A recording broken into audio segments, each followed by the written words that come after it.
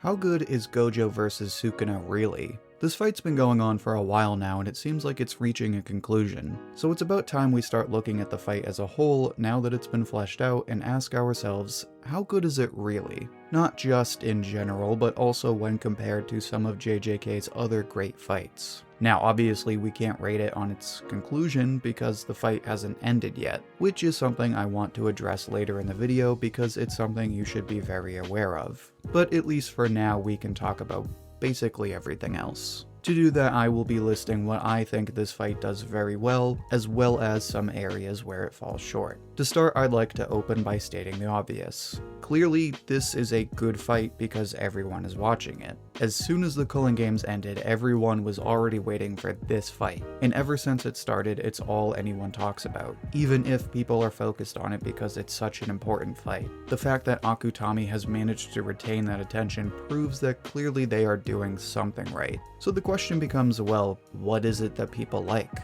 For starters, it's just like I said. People liked this fight before it even started. And what did we have before the actual fight? The matchup. One of the most underappreciated aspects of any great fight in anime, or even in real life. You could have the most brilliantly choreographed fight in all of media, but if there's no chemistry between the characters, then people just don't care. Thankfully, this is a fight that people have been dying to see since the very first chapters of JJK.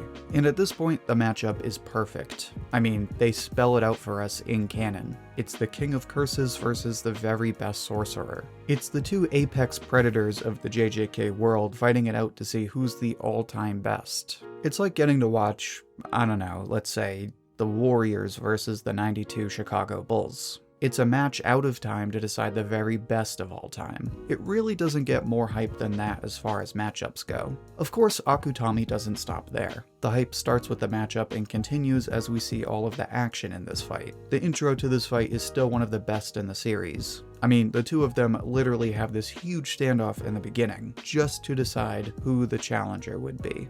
That is badass. And obviously there's a ton more action, like the two of them using their domains, and Sukuna using the 10 shadows. Speaking of which, another reason we're able to stay invested in this fight is because of the pacing. But before I explain why that is, make sure to like the video if you're enjoying it so far. It's the easiest way to support the channel, and it helps spread the video to other viewers like you.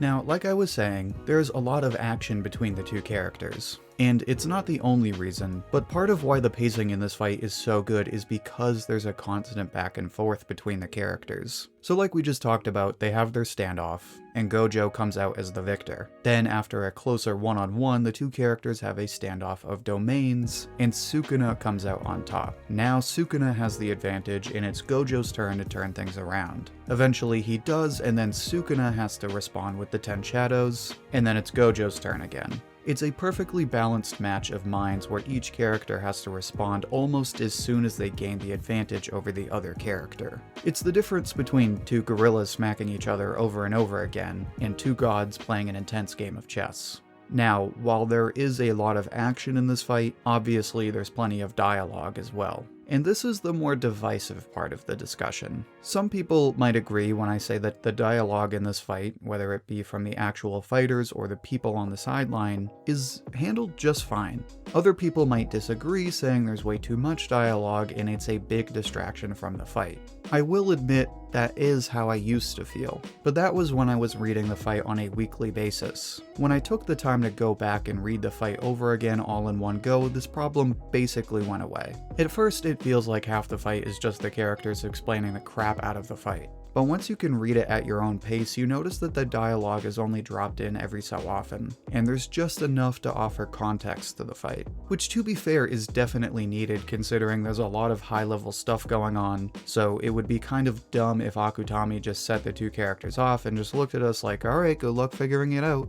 Admittedly, this portion comes down to preference. I know a lot of people like to make comparisons to Hunter x Hunter and say it's too much, but at least in this fight, I think it's just fine. That much I can defend. But there are a couple of things I can't defend. The first of which being the tension in this fight, or rather the lack thereof. I know this is an intense fight for a lot of other people, but personally it just doesn't feel that intense. It's this really weird trade-off where the fight is paced perfectly, but at the same time, I can't help feeling like I'm not on the edge of my seat. I mean, I am, but when I really think about it, I feel like the only reason I'm really watching this fight isn't for the fight itself, but just because I want to see the end. I want to see whether Gojo or Sukuna comes out on top and how that sets up the next fight. And you can definitely see this reflected in the dialogue in the community. Yeah, people are excited about the fight, but a lot of the narrative right now is, oh, Sukuna is a fraud, or oh, Gojo's definitely stronger. I don't seem alone in this feeling of, well, I just want to see how it ends. And it's kind of a shame that the fight doesn't keep me invested for the simple fact of wanting to see each individual moment.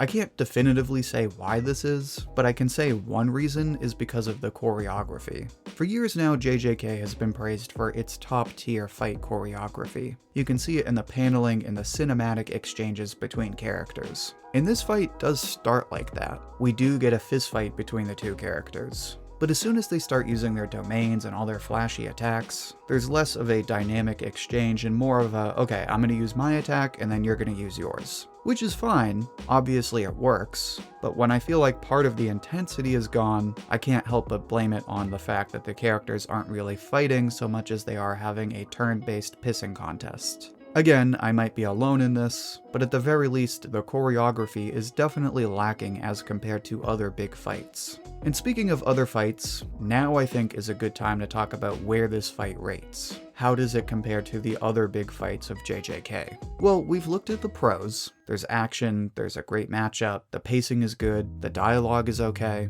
and the only real complaints so far are intensity and choreography, which, as I mentioned, are minimal. So it sounds like this is already one of the better fights in JJK. But the question we have to answer, and the question people are gonna bring up as soon as this fight is over, is how good is it really? Where does it rate? Is it top 1? Top 3? Top 5? Top 10 even? Well, like I said, I think it's a bit early to come up with an exact number right now considering the fight's not over yet. But here is something that nobody is really talking about yet that I think will absolutely determine the influence of this fight. At the end of the day, how this fight gets rated will depend on its impact. How it ends, as well as other factors like what ends up happening to Gojo and Sukuna, how it affects the other characters, how it sets up the ending of JJK, you know, how it influences the story and how it influences us. A combination of, okay, it was cool, but did anything really happen, as well as, okay, it was cool, but did it really hit? So for example, there's a ton of cool fights in Shibuya, but what separates the top tier fights from just another fight is the kind of impact they leave. For example, Gojo vs Sukuna. That could have been just another fight, but it's one of the best fights of Shibuya and JJK because it is an insanely cool fight and leaves Gojo as one of the most badass characters in JJK, even though he gets absolutely destroyed. That is the critical difference that impact makes, and that is what we need to see in this fight. Right now, it's already a great fight. It has a couple of flaws that you can't really ignore, but it does just about everything else really well. As far as that goes, it seems like this fight will end up being one of JJK's best. But now I'd like to hear what you think. How would you rate it so far? How do you think it will rate among other JJK fights? Share your thoughts and see what everyone else has to say down in the comments. I'll pick my favorite and share it as comment of the week on my community tab. And if you'd like another discussion like this one, then check out my video on Ouji. In it, I explain why he's a great main character, even though he's on the sideline. You can find it in the playlist linked right here. Until then, thank you for watching, and I hope to hear from you soon.